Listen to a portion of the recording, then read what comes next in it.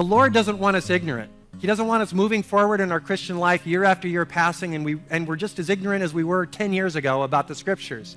No, he wants us to move forward. That's why Paul repeatedly says in various books that he writes in the Bible, he says, grow in the grace and knowledge of the Lord Jesus Christ. Grow up in your faith, he says. Don't remain infants that continually feed on milk, but grow up in your faith, mature in your faith, so that you can eat solid food, which is for the mature, and also become those that teach and give away what you've learned. And so right out of the gate, Paul is saying, I don't want you to stay in this place. When a child, like we have newborns in our church, we know that they don't know very much, and that's appropriate. But when they're 25, if they only know what they know now, when they're 25, we know that something's wrong. And so Paul is saying, grow up. You're new believers, but I want you to grow up in your faith. And by the way, if you want to grow up in your faith, just be in this book every day. Read it, study it, memorize it, journal your quiet times. As deep as you want to go, as fast as you want to go, with some limitations, the Lord is going to take you in this incredible walk with the Lord.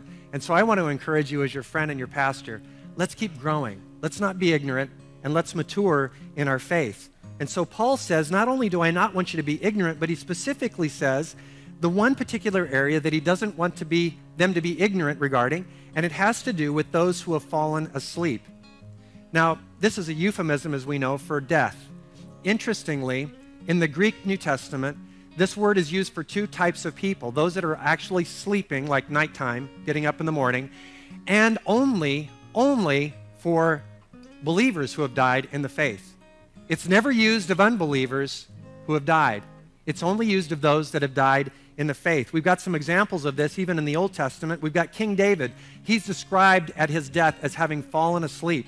We find Jairus' daughter falling asleep. Lazarus falling asleep. Stephen, the first martyr of the church, described as falling asleep.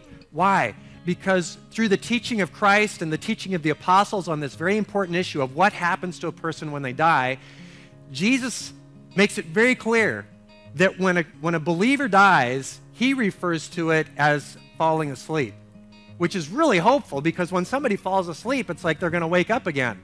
That's the idea. Do you know that this concept, though it's in the Old Testament, it is a very clear Christian, Judeo-Christian concept. So much so that the early church coined a phrase or a term that didn't exist until the church, the beginning of the new church, and the work of God through the church, and they coined a term for a gathering of people who were asleep, and it's called cemeteries. Cemetery means a sleeping place. You ever go to a cemetery? When I go to a cemetery, I think of dead people.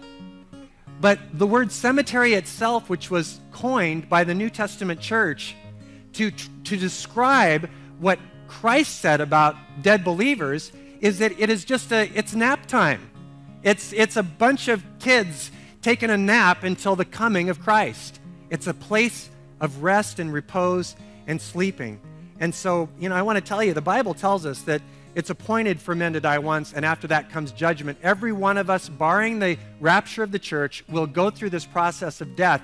But for those that believe, it's just a nap. That's all it is. And it's a transition. Really exciting as we talk more about this amazing event that takes place when a believer dies and how God is going to resurrect us. And we'll talk about that in a